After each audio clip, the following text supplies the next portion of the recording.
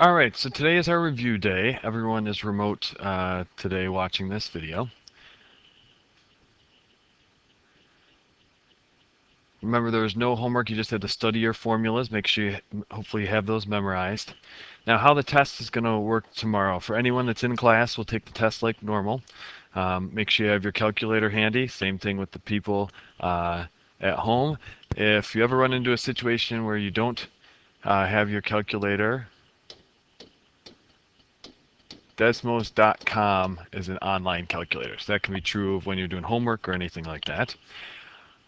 So on the test, if you are remote, you'll sign in or go on to Schoology at the beginning of the period, and the test is listed as an assessment right under Thursday's work. So you'll go in there and after you do each question, you'll take a picture of your work and you'll upload it right in the question there. And you'll have a couple extra minutes in the time of the test to account for the fact that you have to upload your work that people in class don't have to do. So we are starting our review on page, well, I guess if we had been in class, we would have done this, but just to review the formulas. So your arithmetic series formula that you have to have memorized, remember, is Sn is equal to n over 2 times a1 plus an, and we should have that right on the front of our packet. Our infinite geometric series is S infinity is a1 over 1 minus r. D, if you can't just look at it and see what it's changing by, is a2 minus a1. And r, because the opposite of multiplication is division, is a2 divided by a1. And we're going to be starting on page 37 with our review. Now, it is important, the first question you should always ask is arithmetic or geometric. And then once you've determined that, you should ask, am I dealing with a sequence or a series? That is going to guide you as to which one you should be using. Remember, arithmetic, you are adding between terms, and it could look like subtraction because you could be adding a negative. And geometric, you're multiplying. If it looks like division, it just means you're multiplying by a fraction. Sequence is if it's just commas. Series is between terms, there's addition going on. So on the top of page 37, first thing we should ask ourselves is arithmetic or geometric. Hopefully we can recognize it's going down 5 each time, so that's arithmetic. For recursive formula, there's two things that we should always tell. We always need to tell what A1 is. So A1 is 67. And then we have AN. We always have an AN minus 1, and then just tell what the pattern is. Here we were subtracting 5 each time. Both those things are needed for a recursive formula. Now explicit arithmetic, we said, doesn't say anything about a series or addition, so this we're using the sequence. So we just go to our reference sheet. Remember to put the parentheses around the D, and we'll just fill in for the A1 and the D. So our A1 is 67 plus n minus 1 times our value of D, which is negative 5.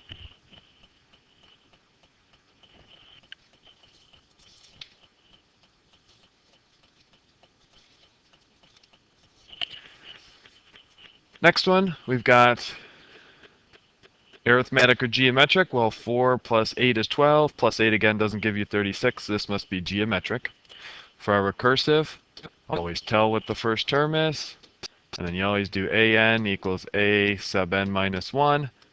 And then this time the pattern is we are multiplying by 3 each time. If you weren't sure of that, do the 12 divided by 4 to get the 3. So this is geometric, we had said. It is a sequence.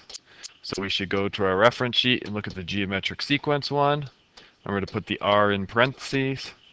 And all we do for the formula is just fill in what the a1 and the r are going to be. So 4 times 3 to the n minus 1.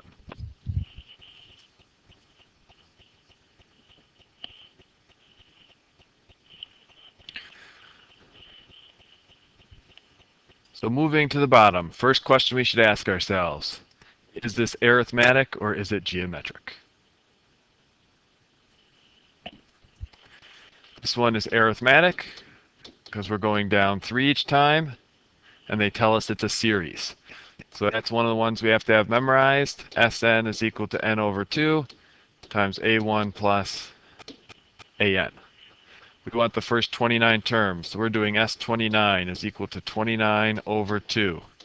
Our A1 is 12 plus AN, we don't know.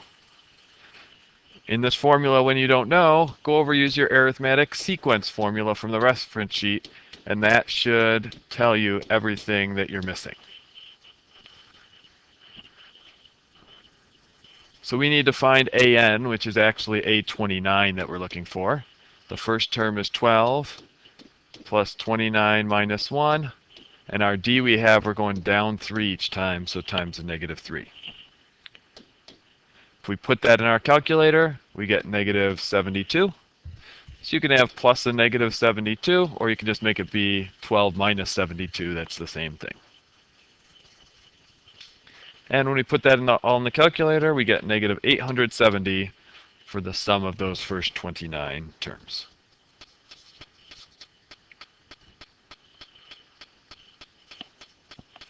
Moving to the top of page 38, we're going to insert 2 geometric means. So we know we're working with geometric, so we don't have to ask arithmetic or geometric. Whenever you're putting in means, put in the blanks. Well, now we've got commas, so this tells us geometric series. So we're going to work with our geometric series formula on this one. And we're going to use the fact that this is A1 and this is A4 now. So the value of our fourth term is the 64 over 27. Our A1 is 8. We don't know R, but because it was the fourth term, we have 4 minus 1. We're going to start out by dividing the 8 over. And be careful, make sure the 64 over 27 goes in the numerator of your fraction, and then the 8 by itself in the denominator. And that should give us 8/27 is equal to r to the third. The opposite of raised to the third would be the cubed root. Cubed root is an odd root, so we don't need plus minus out front. So we get 2/3 for r. So all we're going to do is we're going to multiply by 2/3 each time. So in our calculators, we can do 8 times 2/3, and that will give us 16/3. 16/3 times 2/3 will give us 32/9. And then to check, times 2/3 again does give us 64/27. So our answer would be those 2 geometric means that we put in between.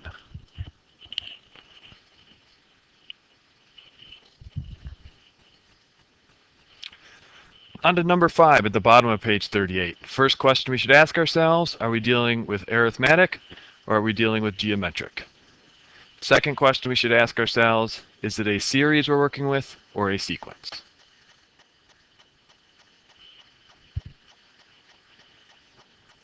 Well, from 7 to 8.2, that would be going up by 1.2. If you add 1.2 again, it does give you 9.4. So that tells us arithmetic. It doesn't say anything about a series. There's no pluses, so this is just a sequence. So we go to our reference sheet and get our arithmetic sequence formula. I'm going to put the D in parentheses. We want the 105th term. First term was 7. We'll have 105 minus 1. And our D we found was positive 1.2. This question's a prime example of why you would want the formulas. You're not going to want to have to carry this out to 105 terms. That would be a huge pain. Formula, we can get it pretty quickly. So if we fill all this in the calculator, we get 131.8. And always just see if your answer is reasonable. We are working our way up, so it seems like 131.8 could make sense. Go to the top of 39. First question we should ask ourselves is arithmetic or geometric. Second question we should ask ourselves is sequence or series. So this one, 5 to 15 would be adding 10. If you add 10 again, it's not going to give you 45, so this must be geometric. Doesn't say anything about a series or have the plus signs in between, so this is a sequence. So our geometric sequence formula, if we go to our reference sheet, A1 times R in parentheses to the n minus 1, you have to remember to put the R in parentheses. We want to know how many terms. So that means we need to find the n. So the an becomes whatever that last term is. The 10,935. A1 we know is 5. R, 5 to 15, you're multiplying by 3. And if you're not sure of that, all you need to do is do 15 divided by 5. Your A2 divided by A1. If we divide both sides by 5, we get 2187 equals 3 to the n minus 1. Now we could do this with logs. We haven't reviewed logs yet this year, so I'm going to show you an easier way to do this. We want to write the left side as 3 raised to some power. So you can just kind of play around in your calculator. We know it's not 3 to the third, 3 to the second is 9, 3 to the third is 27, so maybe start with 3 to the fourth. 3 to the fourth would be 81, so that doesn't work. 3 to the fifth is 243. And keep going like that until you figure out 3 to what power it is. Well, it ends up being that it's 3 to the 7th. So we would rewrite it as 3 to the 7th equals 3 to the n minus 1. And then something you saw last year is when you set the exponents equal, or when you have the bases the same, you can set the exponents equal. Add the 1 over, so n is just 8. So it is our 8th term, the 10,935. Now, on the test tomorrow, it'll say in the directions that you have to use the formulas we've been using in the unit to answer the questions. Okay, you can't just write stuff out all the way. So 320 is which term in the sequence? So first we should ask ourselves arithmetic or geometric. Next we should ask series or sequence. Well, let's see here. 5 to negative 10 would be subtracting 15. If you subtract again, that would be a negative number. So that can't be arithmetic. So this must be geometric. And they told us right there it's a sequence. So we'll do our geometric sequence formula again.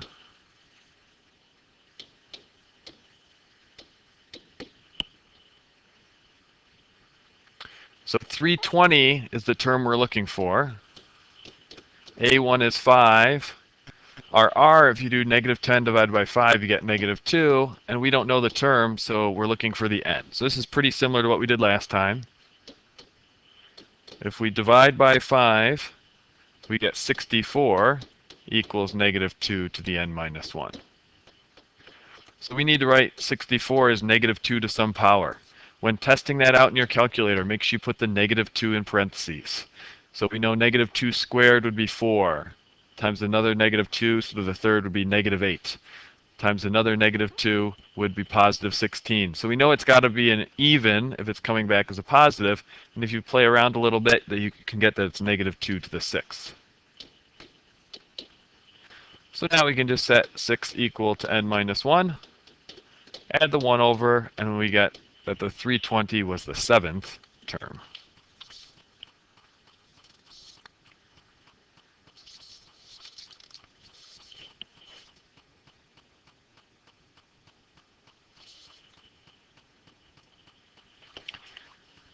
All right, going to the top of page 40, we got Abby, whose salary in her first year was $40,000. She got a 4% raise. Find Abby's salary during her 10th year of working. So first we have to decide arithmetic or geometric. Anytime it's a percent, it's always geometric. And then we got to decide series or sequence. Well, we're not adding them all up. We only want the 10th year. So that's why we'd want to use a sequence in this case. So we're going to find n equals a1 times r to the n minus 1 on the reference sheet. We want to find her 10th year. The a1 was 40,000. Now our r, we have a percent. You always start with 100%. She got a raise, so that's adding 4%. 104%. Switch it by moving it over 2 to a decimal, so 1.04. And then our n is 10, so we'll have to the 10 minus 1. Now, it's money. They didn't tell us where to round to, so we need to make sure we keep it to the nearest cent. So we got $56,932.47, and your units would be the dollar sign on there. Well, in B, we want to find her total earnings during the first 15 years. Well, that means we'll want to add up all 15 years, making it a series.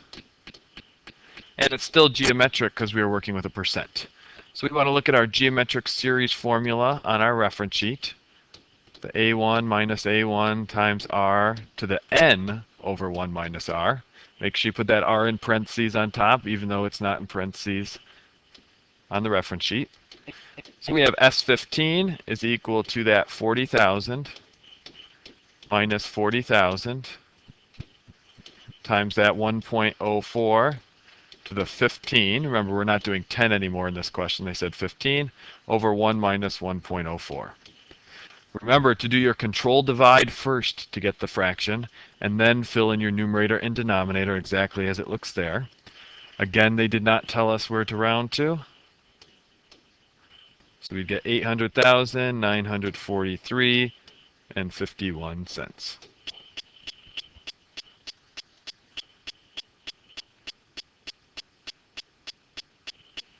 If we go down to the bottom, it says the value of our infinite series is 32. Well, we only have one formula that's infinite. Our S infinity is equal to A1 over 1 minus R. And the value of that is 32, so that's our S infinity. We want to find the first term. Value of our common ratio, which is R, is 3/4. So this is really 32 equals A1, and if we do out the bottom, we get 1/4. And now you can just cross multiply. 1 times A1 is 1, or sorry, 1 times A1 is A1, and 1/4 times 32 will just give us 8.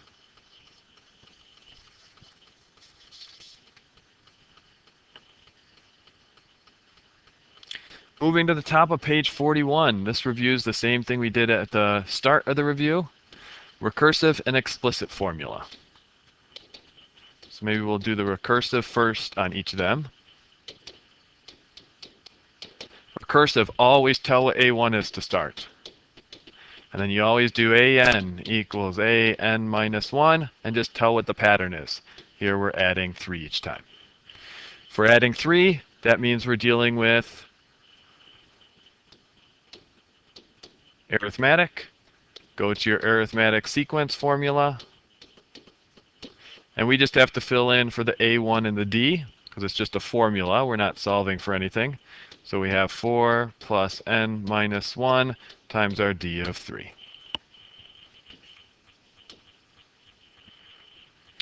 Recursive, always tell what A1 is to start. Then you also have AN equals AN minus 1, and just tell what the pattern is. 6, 12, 24, this time we're just multiplying by 2, showing that it's geometric. So for the explicit formula, we should write down our geometric formula from our reference sheet, remembering to put R in parentheses, even though it's not on the reference sheet. And we have to fill in for the A1 and R in this case, because it's just a formula. So we'll have 6 times 2 to the n minus 1. The 2 because we were multiplying by 2 each time.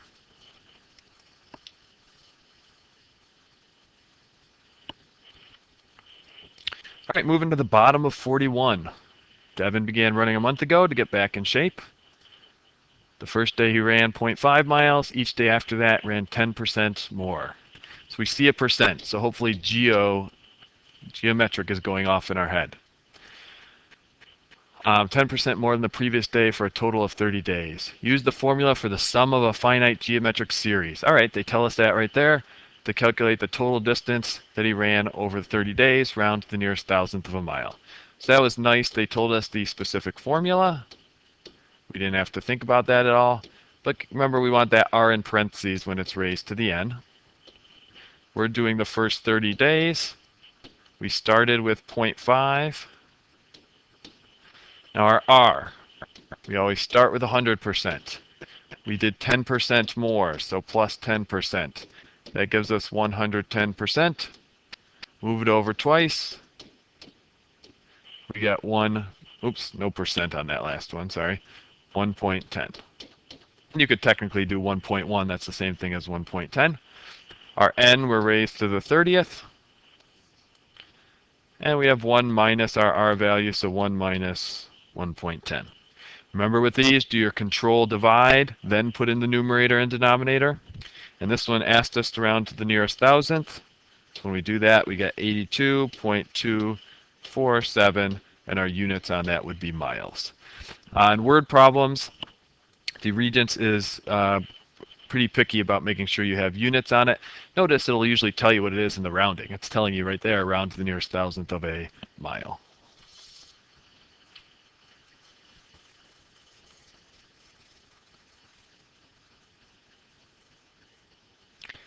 All right, we're going to just do one more problem. We're going to do the top of page 42. So give us a recursive formula. Notice we know it's recursive because it's got the a sub n minus 1. But they were tricky here. They gave us a2 instead of a1. And we want to write the explicit formula. Well, because we're adding, that tells us it's arithmetic. So we'd have an is equal to a1 plus n minus 1 times d. Well, we need to fill in for what a1 is and what d is. Well, because we're adding the 1.5, that's what our d is. If a2 is 18.5, and we're adding 1.5 each time, we need to think about what plus 1.5 gives us 18.5. Or in other words, we can subtract it to go backwards, and that would just be 17. So 17 plus n minus 1 in parentheses times the 1.5, that would be an example of an explicit formula for that situation. So tonight as you're studying, look over these problems, make sure you can do each of them. Redoing the problems by covering up your work is a great way to study. Make sure you have those 4 formulas memorized. If you're remote tomorrow, remember you're going to go on to Schoology, go on to Thursday, and the assessment link will be right there. You'll take pictures of your work and upload them. Now also, if you're remote, while you're doing it, you need to be logged into the Google Meet and have your camera on so that I can proctor you while you are taking your test. No outside sources. You can't look at notes. You can't look at things on the internet. You can't get help from other people. So you need to log into the Google Meet before you access the test. If you have any questions, post them either to the discussion board or feel free to email me about the test.